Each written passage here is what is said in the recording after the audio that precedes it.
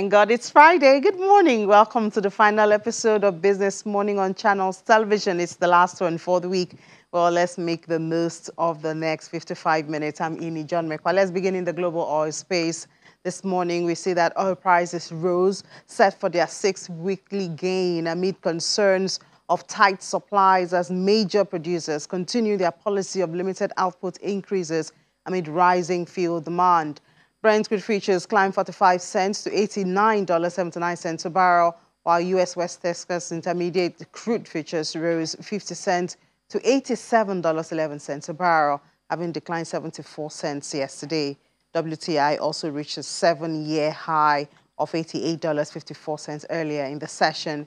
Both Brent and WTI are set to rise for a sixth week, the longest weekly streak since October, when Brent prices climbed for 7 weeks, while WTI gained for 9. An increase in oil output by producer nations cashing in on expensive crude has depleted the cushion of spare capacity that protects the market from sudden shocks and raised the risk of price spikes or even fuel shortages. I'm back here in Nigeria. The commissioning of Boma Cement facility in Sokoto State marks a new dawn in the industry and the possibility of positive impact in the build industry. Well, let's see how the commissioning looked like yesterday. Metric tons per annum facility by Boma Cement, a gigantic and strategic project built with the latest sustainable technology, situated in Kalambaina, Sokoto State, the fourth to be constructed in the state. This historic achievement draws the attention of President Muhammadu Buhari, who has a dual role of inaugurating the Line 4 and performing the groundbreaking ceremony of Line 5. Highlighting his administration's support to the private sector, the president says the economic policies of his government are working. One of the key economic pillars of our administration has been to create an enabling environment for businesses to thrive. This is necessary for job creation and indeed our economy and national security. It is therefore very clear for all to see that our policies are working. President Buhari also commends BUA Group for supporting the government's economic diversification and job creation agenda. I am pleased that through these investments, Boma Cement has created employment opportunities for our citizens. Today, Boma is the largest employer of labor in the Northwest region. The founder of BUA Group, Abdul Samad Rabiu, says he has a target, and that is to continue its investment in the cement industry until Nigeria is self-sufficient. We intend to complete the construction of new plants of 3 million metric tons each, for which construction is already going on. One in Edo State and the other one here in Sokoto. And we expect these plants to be completed next year, which will bring our total production capacity to 17 million metric tons. The central bank governor, in his goodwill message, urges potential investors to take advantage of the current administration's industrial drive. Let me assure current and prospective operators in the industrial sector that the Central Bank of Nigeria stands ready to continue to collaborate with you in enabling the development of a viable manufacturing sector in Nigeria. Your Excellency, before I conclude my remarks, please permit me, sir, to seize this opportunity to appeal to our manufacturers in the manufacturing sector to please take urgent action in bringing down the price of building materials in Nigeria. On his part, the host governor, Aminu Tambuwal, commends BUA Group for creating more jobs in the region. I thank the chairman of BUA, Abdul Samad Rabiu, for your dynamic team for making Sokoto your home and putting our state on the global map in industrialization and investment drive. I'm also glad to intimate Mr. President and other distinguished guests here that Abdul Samad Rabiu Foundation is supporting the state with a sum of 2.5 billion naira towards the development of education, health and social sectors. This latest project has brought the total plant capacity in Sokoto State to 5 million metric tons per annum. and will position Nigeria as one of the top cement producers in Africa. Also, the other happenings now. On Wednesday, the federal government launched a national policy on fifth-generation networks for Nigeria's digital economy. Apart from its direct impact on the digital economy, the Minister of Communications and Digital Economy, Professor Issa Pantami, believes that it will play a vital role in improving the security situation in the country. Well, we have joining us virtually the chairman of Association of Licensed Telecoms Operators of Nigeria, Engineer Benga Adebayo, to share his thoughts on this development and relating issues. Good to speak with you, Engineer Adebayo. Good morning. Good morning, and thanks for having me. Good to have you. Well, we have conversations going on as per, are we really ready for 5G? Have we maximized the opportunities in 4G, in 3G, and now we're going to 5G? Yes, we are ready for 5G, which is the fifth generation. But I'd also like to remind the public that fifth generation will run alongside the previous generations of third and fourth. Reason being that the fifth generation is a complementary service. It's not a replacement service. So it's not like we are going to commence fifth generation tomorrow, 5G, and we will switch off the fourth generation and the third generation. They will continue to run as complementary services. There's a coverage plan for the country. This should be done gradually. And so people will continue to use the current platforms of 3G and 4G, and in some cases 2G, which still exists in some parts of the country, while the fifth generation is being built. So it's not a replacement technology, rather it's a complementary technology and service for what we have currently.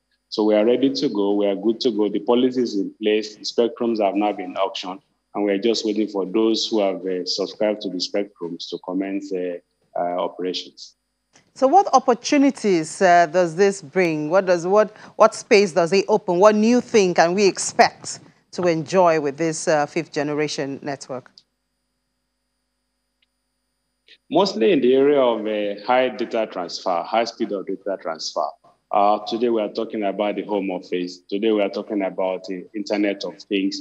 Today we are talking about artificial intelligence and a number of applications that will drive commerce. So the interface between man and machine will be quicker and faster. Interface between machines to machine will be quicker and faster. For example, let me take the ATM machines of the banks, for example. When connected on fifth generation, the speed of transfer will be much higher than it is. When you want to download movies on the fifth generation, the speed of transfer will be much faster than it is. When you want to upload large size data, the speed of transfer will be faster than it is today. So in terms of big volume of data, machine to machine and industrial applications, our fifth generation is the place to go. And there has been so much discussion around 5G because of the dynamic nature of the application. It's a platform that is very suitable for many industries, aviation, military, security, and telecommunications. And when you hear the debate around fifth generation, interference or no interference, because all technology companies and all the users are clamoring for a share of the fifth generation. So we're happy that Nigeria has a policy for fifth generation. We thank the Minister of Communications and Digital Economy. We also thank our Frequency Management Council, and also we thank our regulator, the NCC, mostly for providing a guiding light on how this should go. So we are ready and we're excitingly looking forward to the rollout of fifth generation. And I think that the public should be assured there are no problems and no fears of interference. The debate around interference with aviation signals, is this significant, has no basis in science. We're quite aware that we have two sectors that are clamoring for use of fifth generation. And what's just going on there is that each one is trying to see what is the biggest size of fifth generation spectrum that they can get. So the fear about interference does not exist. We have enough guard bands to protect us from interfering with others and protect either others from interfering with us. All we just need to do is to work together as stakeholders to move the economy forward, to provide this service for Nigerians for the benefit of our industrial development and also of our economic development at large. Well, so while you say that this brings, of course, more advantages, quicker interface and faster download, some would say that it will also depend on the available infrastructure. Yes, the backbone infrastructure is there. We're not going to have to replace the backbone that we have today. It's just the front end, which is the last mile, that will be requiring some upgrade. A number of the devices that we have running on the networks today, particularly those devices made in the 2021 and 2020 and 2021, a lot of them are 5G ready. So it's not as if they are going to come with special devices or special interfaces. The backbone infrastructure that we have, which currently powers the third generation and the fourth generation that is running, is the same that will be used for the 5G. We will need to do a few more last mile in terms of access to the people. But in terms of the back-end infrastructure, we are ready to go, and what we have is quite sufficient enough to drive the fifth generation. So the CBN had promised that telcos will be prioritized when it comes to access to forex. Could you update us? How has it been in that area, accessing forex? This will be very helpful for the industry, reason being that we are quite foreign exchange dependent. We're highly foreign exchange dependent, both in terms of provision of services and in terms of provision of procurement of equipment and cross-exchange services. So we think that now that we are going to be in the front of the queue, it will help us with rollout, not just rollout for the 5G, it's also going to help us with maintenance of what we have to fulfill our obligation to international partners, and it will put the industry in a more healthier state than we have been. So we're grateful to the CBN for that intervention, and we look forward to that once we commence procurement of systems required for network upgrade, for expansion, and for development of 5G. Things will get better. The general public will benefit more than even the industry ourselves.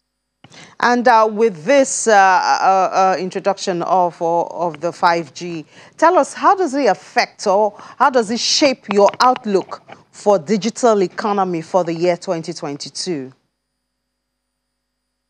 The economy will be better powered, let me say so. You recall also the experience we had with COVID. A lot of us were restricted to working from home. In times past, even having this interview with you, I have to physically be present at your location.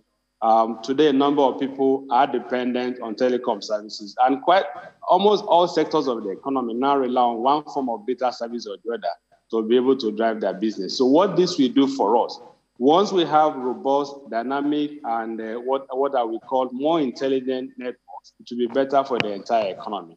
So applications that are currently running on slow speed will deliver better. Systems that are currently not able to work because they don't have enough access to the volume of data that they require to transfer will work better. Those who are doing small businesses, small-scale enterprises, particularly the small tech entrepreneurs, all of them will have better access, a better, good quality access that will enable them to do what they do better for the sake of the greater economy. And also job creation will be better, because when you have more players, more people doing things that are in the secondary market, and they have good access to good communication services, job creation will be better. And so a lot of things will work more in the new digital economy. You're also aware that the CBN is talking about the e-Naira. We look forward to providing the necessary infrastructure to support that application, alongside with what we are doing today to support the larger economy. So in essence, I think the public and the subscribers are in a good state. They will benefit more from the work that we do. What we will just continue to ask for is to solicit for the support of the public to protect the communications infrastructure next to them, because this is the most common and available utilities today, much more available than the public power, much more available than water. And so we ask that the public should assist us in protecting the infrastructure to be able to maintain the integrity of what we have, to provide more for the benefit and the greater good of the public.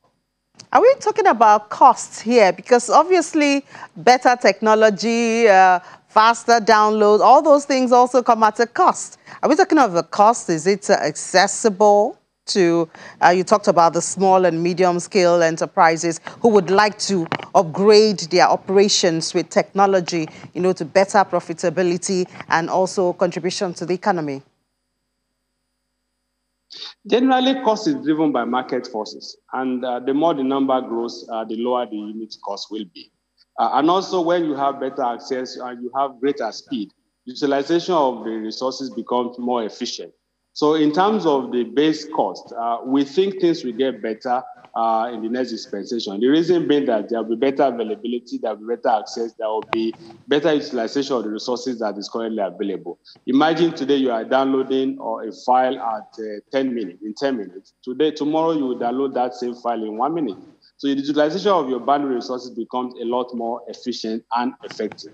So we think that as the volume grows, as the networks develop this new technology and the volume grows, the unit cost will come down.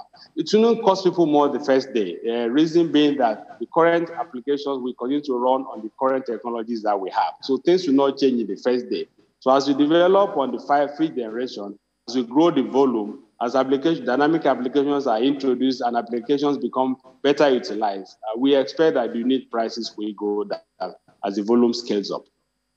And then Professor Pantami talked about this helping to improve the security situation in the country. From your perspective, is this working already? Are we looking forward to it, or are we already feeling the impact? Well, things are getting better. Things are getting better. And I must thank the Honorable Minister for his leadership of the industry. We're supporting everyone that requires to be supported in this regard. Again, because we're talking about security, there's a limit to what information one can provide in the public television. But the fact is that what goes on in the back end is quite reassuring. Reassuring to the extent that we do know that things are looking better and things will get better.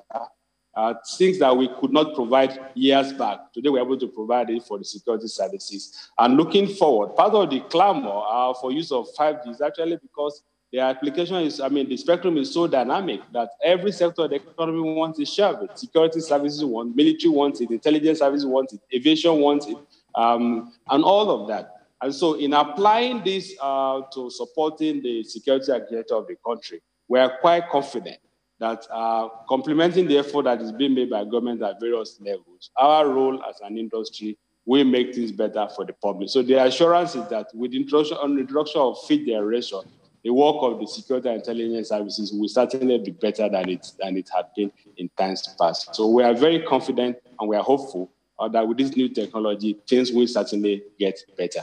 The application, the dynamic nature of things, the intelligence, the availability, and the speed with which things will work, a lot of things will be better and easier for all of us.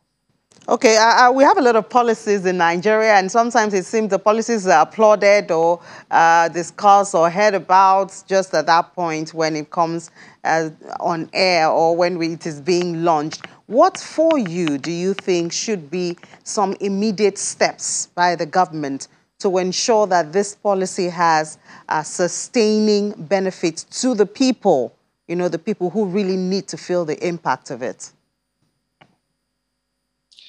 Our sector in particular has proven that policies can work in Nigeria. Today, telecommunications becomes the most available service, becomes the most affordable service, becomes the most dynamic service available to people. That's been driven by policy and regulation. Without the right policy or regulatory environment, we will not have the kind of growth that we have had in the sector. So for us, the quick win is that policy is in place. 5G will be rolled out. It will complement, that's why the policy, it will complement the existing services for the greater good of the public.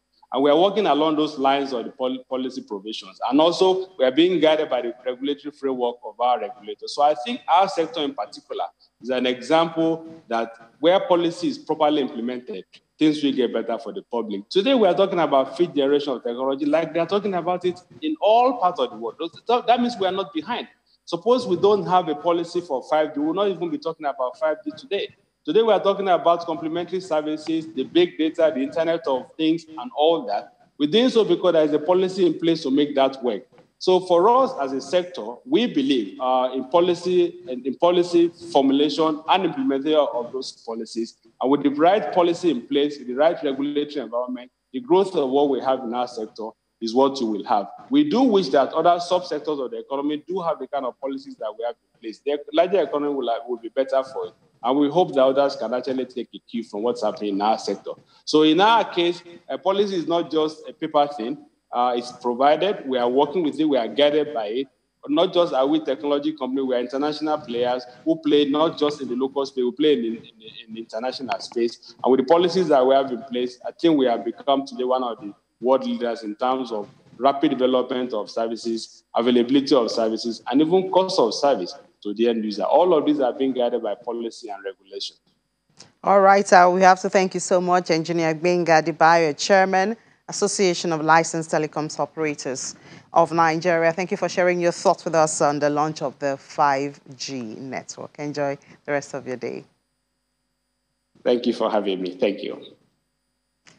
We'll take a break now. After that, we know that COVID is still here with us, but the easing of restrictions, travel restrictions, restrictions on the tourism and hospitality industry is also on. So is the tourism industry in Nigeria on its path to recovery? We'll find out after the break. Join us again. This is Business Morning on Channels Television. You're welcome back. Well, travel and tourism contributed 2.8% to Nigeria's GDP in 2020, which was equal to 11 billion US dollars. Compared to 2019, that was 4.4%. The contribution of travel and tourism to the Nigerian economy experienced a significant drop.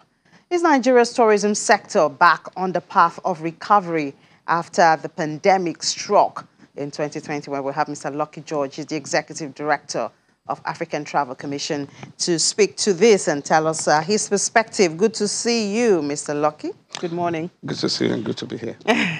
So are we back? Is the tourism sector, are we back?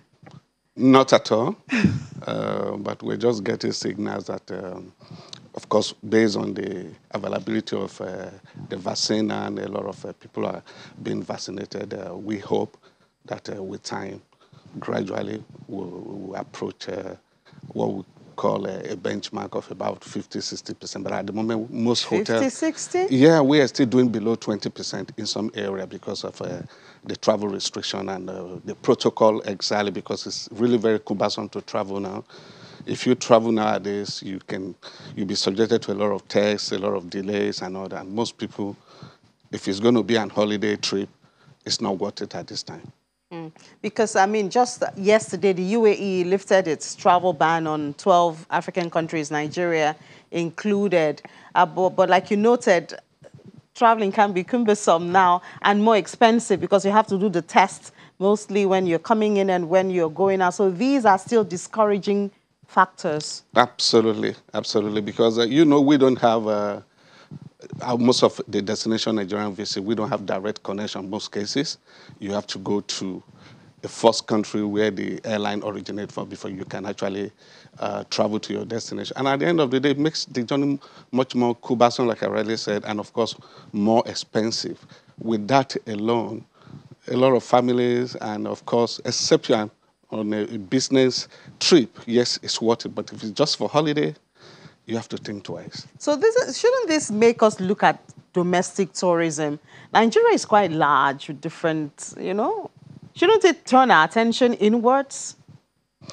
You know the terrain very well, like I do. And of course, the local industry benefited so much in the last 1.5 years because most Nigerians couldn't really travel abroad. So the middle-level Nigerians, they decided to travel locally. But the top guys who we always go abroad, they were locked up in their homes and all that. But definitely it helps the local industry. But again, don't forget that our local industry has a lot of challenges, from insecurity to bad infrastructure like bad roads. And of course, cost is another issue. Nigeria is very expensive to travel in locally. If you look at the disposable income of an average Nigerian, if you want to go to places like... you have the Yankari. Absolutely, Yankari absolutely. Reserve. The cost of ticket locally is as good as going to South Africa in most cases. Sorry to say, but that is a reality because of the cost of going and, of course, few airlines. And, of course, because of the low volume, most times the prices are usually, or the fare are usually very high. But what are industry experts like you doing? I mean, you're a Nigerian. I know you are directing the African Travel Commission, but before you walk outside Africa, you should walk from Nigeria. What are you doing about it? Let me just say this. During the initial period of the lockdown, myself and, of course, the leadership of the Lagos State Hotelier Association did so much of which we must thank Channels TV. our president was here a couple of times, and some of our members were here talking about the challenges we're facing. And we said, look, most of the hotels at that time were closed down, workers were sent home. Not just workers, what about the producers, those who produce vegetable, farm vegetable, tomatoes, and the rest of them? The hotels in Nigeria, the hospitality as a whole, is responsible for about 35% of agri-produce in Nigeria. So when you lock the system, if the entire hospitality industry is locked out, you can imagine how much more of our vegetable, tomatoes, and the rest of them will rot away in the farm. So that is one of the problems with it. But again, locally, like we've complained to the federal government, if there's any sector of the economy that has not received any support from the federal government, is the tourism industry. Despite the fact that after agriculture, we're the largest employer of labor. More than the entire civil service put together, both state, federal, and even the private sector, oil and gas and the rest of them. The travel and tourism industry is the largest employer of labor after agriculture. But yet, unfortunately, we have not received any support. I remember we approached the Lagos state government, and of course, I must thank Channels TV and a few other stations who helped so much in publicizing our challenges and all that. What did we get? The Lagos state government told us they were going to support the industry with a billion-naira tax rebate and, of course, a billion-naira soft loan for the tourism industry. As I speak to you, almost 300 people had applied. We're talking of small scale, not the big boys. The big boys can always take care of themselves.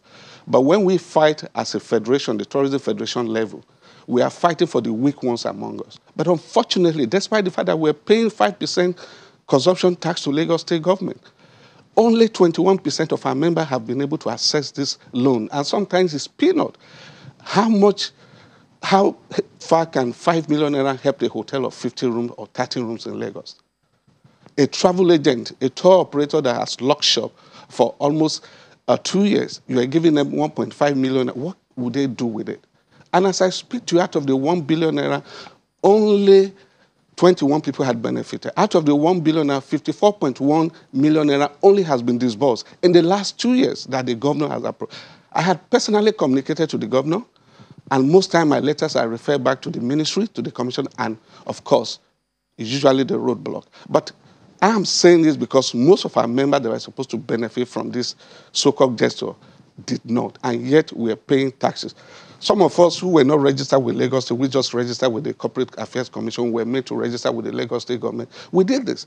And I'm using this opportunity to call on the Lagos State governor to put his attention to it and make sure that the tourism industry that is contributing so much money to Lagos State coffer is supported. And of course, it's shameful. It's only in Nigeria that the federal government has not even looked at the tourism industry. Despite the fact, like I rightly said, we are the second largest employer of labor, both skilled and unskilled. Yeah, I guess it's time to make your voice heard if you want something to change. Absolutely, absolutely. Okay, so outside Nigeria, I see a report that I think your organization put up to say that Nigeria is doing less than neighboring countries like Ghana, like Ivory Coast, Niger. You know, Nigeria is supposed to be the giant in all of this, but you say we're doing less. What do you mean by that? We're doing less because we started the report since 2017, and we forecast that by 2027, Nigeria will further go down the peg. It's so simple. Most times, based on the statistics available to us from the Federal Airport of Nigeria, about 4 million Nigerians before the COVID, we're talking of 2019, about 4 million Nigerians travel within, or visitors within and out of Nigeria through our international airports. Unfortunately, in tourism calculation, we don't count Nigerian nationals who are returning home as visitors. So we don't really know how many... Even if they have dual citizenship? Yeah, but most Nigerians, when they're coming, they come with the green card. So when you come with the green passport, you so are no longer... not counted. Exactly. And all this, we don't really know who is a tourist and how many tourists visit Nigeria. But other countries that you mentioned, most of the visitors there are non-national and they are big spenders. So when they come, they stay in the hotels, they go to the restaurants, and of course, Ghana, the Gambia, Niger, and the rest of them will do better in the next few years, more than Nigeria. Because at the moment... So what do we need to put in place? I guess one of our issues would be data. Absolutely. Because, I mean, we don't have a lot of data. If you want to do a report or do a research, you go in the internet, it's kind of difficult to get data on Nigerians. Absolutely. But don't forget that the travel and tourism industry, the traffic is generated by the leisure traveler. There are few people traveling into Nigeria. You can count the number of businessmen coming in or diplomats coming in on a daily basis. You can also count the number of visitors who are coming here. Regrettably, Lagos was picking up because at the time, the immigration would tell you that out of every 100 visitors coming into Lagos, 40 of them end up in synagogue church. Now that there's no more the prime driver of synagogue church, we have but we have businesses that attract people into Lagos. How many are there? That is the problem. When we are talking, tourism is all about volumes. When we say about 11 million visit France in a year, which is the most visited destination in the world, then we talk about 9 million visiting Spain in a year. How many foreigners come to Nigeria? These guys come and just stay in the hotel, go to the attraction, you know, go to museum and all the places they can go, and they do shopping and the rest of them. So, and it's not like we don't have these attractions. So I guess, I mean, there's a lot of work to be done when it comes to publicizing and putting. I remember when I was covering the travel and tourism, some of those sites, you know, it seemed they are just tucked away with a lot of interesting story, cultural attractions, but people do not know about it. I agree with you. People do not know about them because they are not competitive enough. For you to be a successful destination, your tourism industry, your tourism product has to be very competitive. Why will I spend $1,000 to come all the way from Britain to Nigeria and just be shown one small stream and say this is one waterfalls and all that? Then people look at the alternative before they make their choice. So what should be added to that stream to make it attractive enough? You have to create artificial scenery around those attractions. And that is a problem we're facing. Until we're able to repackage... Because we have Olumo Rock. We have the one Idonre, beautiful and awesome, breathtaking. We have Taraba, what's that one in Taraba? Yeah, Mambila Plateau. Mambila Plateau, it's wonderful, it's beautiful, and we don't have the traffic. How many days does it take you to travel from Lagos to Taraba? I've been to all these places you mentioned. I've been to all of them. I know them like the back of my hand. But I can tell you, they are all nightmare to travel. The cost of traveling is so expensive. Do not forget insecurity. Then just before we let you go, traveling within Africa seems more expensive than when you're traveling to, you know, outside the continent. I guess that's also another discouraging factor to patronizing the African tourism. Well, that is why I weep every day for Nigeria. Sometimes I ask myself, where are the economists? The newly appointed chief economist of the president, Dr. Salami, also, I ran into him somewhere sometimes, and I asked him, you were part of the former advisor to one president at the time? I said, yes. Why are you guys not talking about tourism? Without a national carrier, Nigeria is finished. All the money the travel agent, the tour operators are selling, they go back to foreign countries. We don't own the airlines. All the operations, we are not in charge. So without a national carrier, look at the biggest airline, Air Peace. You can imagine without Air Peace, Nigeria would have just remained with just less than 20 aircraft in the sky. On top of the national carrier. We're just talking about locally, not even That brings another conversation, another line of conversation. Absolutely. Entirely. Well, I guess we have a lot to talk about when we talk about the Nigerian tourism sector. Beyond even COVID and recovery from the COVID, there are so many things to be put in place. Thank you so much. We need to switch over now. Mr. Lucky George, the Executive Director of African Travel Commission. Thank you so much for sharing your time with us this morning. It's my pleasure, Amy. Thank you. So I head to the market now, and yesterday, what was that yesterday? It was a red day yesterday. Will. Good morning. What did you do to the market yesterday? Volatility is back in a big way in the market. We saw the equities, you know, reverse Wednesday's gains. You know, investors were taking profit from Dangote Cement. And we're wondering why that's happening, because Dangote Cement just completed, their second tranche of the buyback program. And we're wondering, is that having an effect? Positive? We're supposed to have a positive effect on the market, but we're seeing negative trends here. So, but the L-share index now declined by 1.1%. 0.12%. It was really broke my heart yesterday, Ini. Actually was expecting more, but, you know, like Ladi said, I was expecting too much from the market. So... over 1% the day before. Yes. That should hold you till the next win. Definitely. Hopefully today is going to make, you know, compensate for the losses we've made. So we see the all-share index now hanging, you know, barely hanging to the 46,000 level there, and equity cap is back to the 24 trillion naira mark. Now, total volume of transactions yesterday dipped. You know, we see 279.44 million units traded yesterday, valued at 2.76 billion naira, and all in 4,582 deals. Now we move quickly to the fixed income markets, where we want to talk about the bond market, where it was pretty quiet yesterday there, although with mixed sentiments among investors. Now we saw interest in the 2028 paper there, and we're hoping that the market will bump up a bit. But the Treasury bills market, it was very active yesterday. Investors looked at the January 2023 paper. It had a good run, and demand was seen mostly, like I said, on the 2023 paper, and but there's been a downtrend in yields, and we have Ajibola Aero Phillips there to talk about what really happened, what's happening in the market, what's causing all this trend, and he's here with us. Good morning, Ajibola. Good morning. Hi. Thanks for having me. How are you? I'm good. We saw the result of the OMO auction, which was out yesterday, which was conducted yesterday by the CBN, and the NTB auction by the DMO. But the Treasury bills auction, we saw a drop in stop rates across all tenors. What is driving this? Thanks. There's been a bit of liquidity in the market, really, especially this month of January. There's a bit of inflows coming in from, you know, part payments was done a couple of days ago. There's a lot of inflows from, as well as, you know, there was a maturity of the 2022 bond, which matured this week. Also, there's been some inflows from coupon payments over like 3 bonds or thereabouts. So, market has been fairly liquid. So all of it is just reinvestment from those maturing bonds.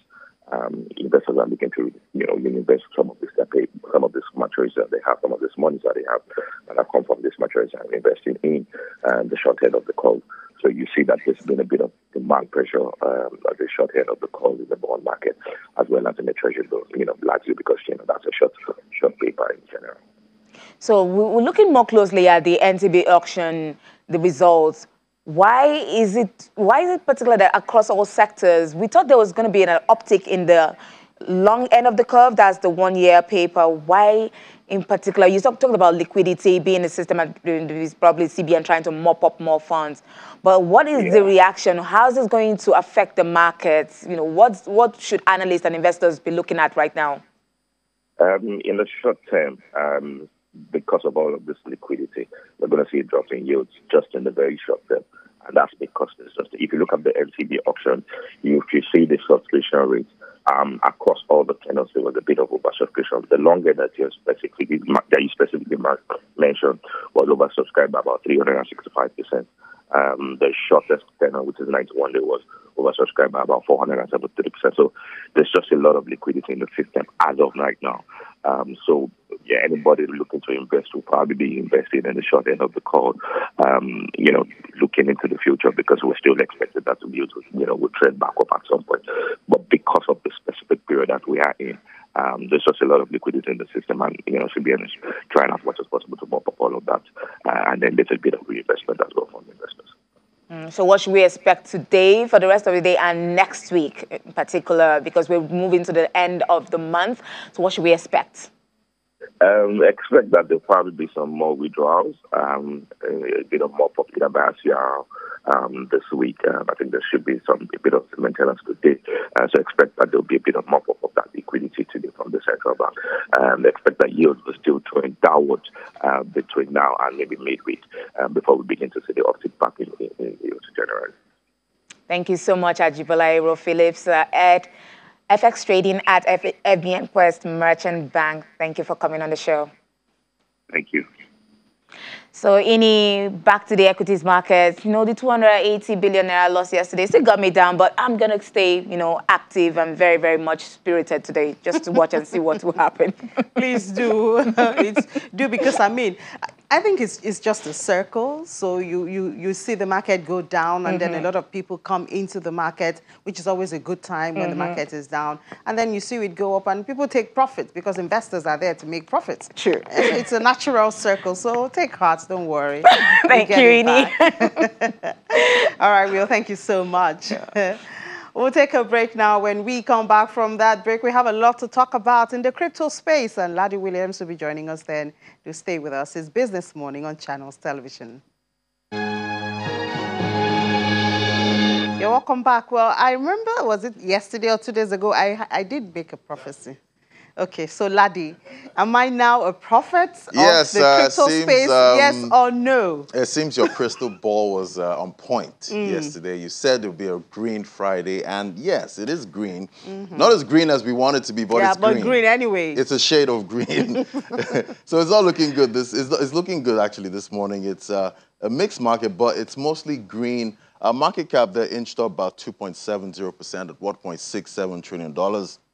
Volume traded in the total crypto space, $82.48 billion, is less compared to yesterday, around the same time. Bitcoin dominance, 41.94%, is still ranging at this point. And the price of Bitcoin this morning, $36,957, up 2.59%. We see Bitcoin there respecting that 35,000 support. If it goes below that, we might see, some sell pressure coming in. But right now, the market is still looking for direction at this point. Volume traded in Bitcoin, $24.88 billion. And we see Ethereum there. Ethereum not looking bad at $2,426, up by 1.39%. Ethereum's holding that $2,000 support at this point with just $400 more there. It's now not looking bad this morning for Ethereum. Volume traded $15.73 billion.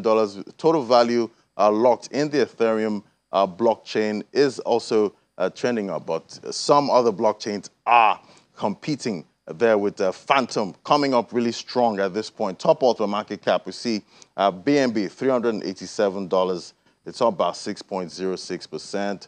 BNB trying to break above that $400 mark. It's been tough for it at this point. Cardano there, $1.04, up 0.33%. And Solana has been having quite a rough time in the market at this point. It's at $91. It did fall as low as $80 previously. It's up 3% this morning. XRP starting to look more like a stable coin at this point. It's 60 cents this morning. It's been ranging there, trying to get back above 80 cents. It's up just marginally, about 0.20% this morning. We see top 5 gainers there. We have the Metaverse token, SAND, there, back up 14.15%, $3.46 for Sandbox there. We have the virtual lands and NFTs being sold on that platform. And we see a basic attention token, 86 cents, up about 9.99%. I've not seen a BAT in a while on this counter. A lot seems to be happening there with BAT this morning. We see Bora there, $1.03, up 9%. And RVN has been quiet for a while now. It's still at 6 cents. It's up about 8.38%. It had that bullish run above 10 cents the previous time, but it's now just trading at about 6 cents. Looking for that comeback there. And we have a FTT token there, $38.64, up about 8.22%. Not looking bad at this top gainers list, but it's quite lean this Friday. You see, some people are expecting sell-offs at some point today. We don't know when that's going to happen. And now look at the top 5 losers there. We see CVX there, $23.49. It's down 9.63%. And Gala, that's one, we've seen that one there. It's one of the Metaverse coins there. Gala's 18 cents, down about 4.65%. And Loopring did appear on the top gainers list a few days ago. But right now we see Loopring pulling back there, below $1. It's now down 3.38%, and we have near protocol $10.41, down 3.07%. So the market is not looking bad this morning. I don't know if we have Michael Inaji there now. Hello, Michael. All right, so we don't have Michael yet. So, the market is still looking for, direction at this point. We see Bitcoin, struggling to stay above support at this point at $35,550. Some traders are expecting a rough, weekend for the market, as it's been, watching the NASDAQ. Once the NASDAQ goes down, the crypto market goes down because traders now see Bitcoin as a tech stock. So that's been affecting the crypto market for now. So this weekend, we're looking for direction. This weekend, looking at the Fed, having that hawkish tone for rates. So I think that with the announcement now, we know that by March, there'll be a hike of interest rates. The market should kind of stabilize, and because my thinking, I'm wondering from now till March, maybe we might see rallies, in the market. But right now it's quite choppy, so everyone is still looking for direction. Where's the market going? Is it going to be bullish or bearish? Many traders are expecting a bear market, at some point, because this market has gone up a lot in 2021. So does it mean that by January, every January, we should expect a bearish market? It all depends. I think that, okay, that's when investors are trying to see, what's the plan for the year? What should I look out for? What's my outlook? What should be my perspective? Exactly. So the thing is, when the market, it depends on how the market does, the previous year. We had quite a bullish, run. Very bullish, I remember. Bitcoin getting as high as $65,000, and the sad part is some people actually bought at the top and, have had to hold all the way from there till it got to as low as that $29,000 at some point and got back up. So it's a market where you have to, some say dollar cost average, but at the end of the day, you want to see profit in this market. But I think it just points to what a lot of analysts have said on this show, that you don't just get into the markets. You need to do your findings. You need to have a plan. Your consultations, and then really watch it before you go in there. Or I think they said, don't invest what you can't lose, what you can't afford. Don't invest what you can't afford to lose. That's the watchword. I know. But I tell you, Laddie, I'm still waiting, and I'm challenging you and your guys on the $100,000. Yeah, 100,000 has, a lot of traders have shelved that thought for now, because that was supposed to happen in 2021. But some are saying it might happen in 2022, by the end of this year. Who knows? Who knows? Okay. This market. I think you have Olumide now. Let's talk to Olumide Adesina there. Hello, Olumide. Hello, Laddie. Good morning. Good morning, Olumide. Great to have you. Well, Friday is not looking bad. The market is kind of green. How's it looking from your end? Yeah, the market is recovering from record sell-offs. If you recall that at some point, Bitcoin fell almost as low as $32,000 mark. And I think because of the oversold position, some institutional investors saw discounts and got into the market. But you see, you need to understand the narrative. The U.S. Fed has pointed to the fact that it's going to increase interest rates in the coming March. And a lot of economists are already getting disappointed that the U.S. Fed is not hawkish enough, because you need to understand that the U.S. economy is fine on all cylinders. If you look at last GDP report from the United States, it grew at 7% on annual rate in fourth quarter.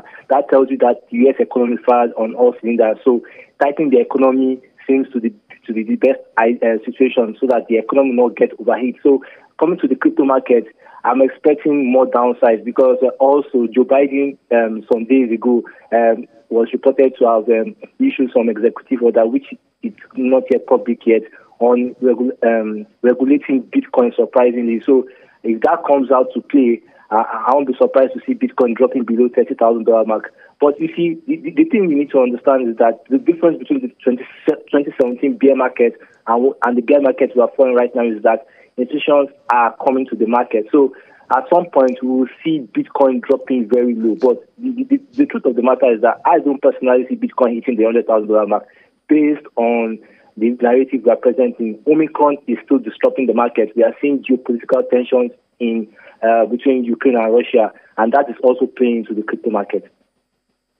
So it's a Friday. What are we expecting for the weekend?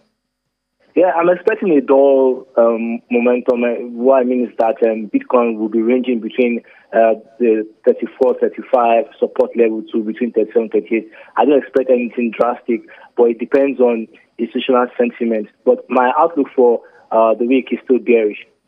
Still bearish. All right, man. All right, Olumide. We'll keep watching it. The market is neither here nor there, so we'll see what happens in the weekend. All right, Olumide. Thank you so much. Thanks. All right, so Ini, you have it there. Let's hope for the best this weekend. It's a Green Friday, but who knows what will happen next? And keep our fingers crossed. Fingers crossed. Thank you so much, Ladi. Well, that's it for this week on Business Morning. It's been a good ride having it with you. Let's do it again next week. I'm Ini John Mekwa, but do remember 1:30 Business Incorporated will be here. We'll bring you updates from the world of business.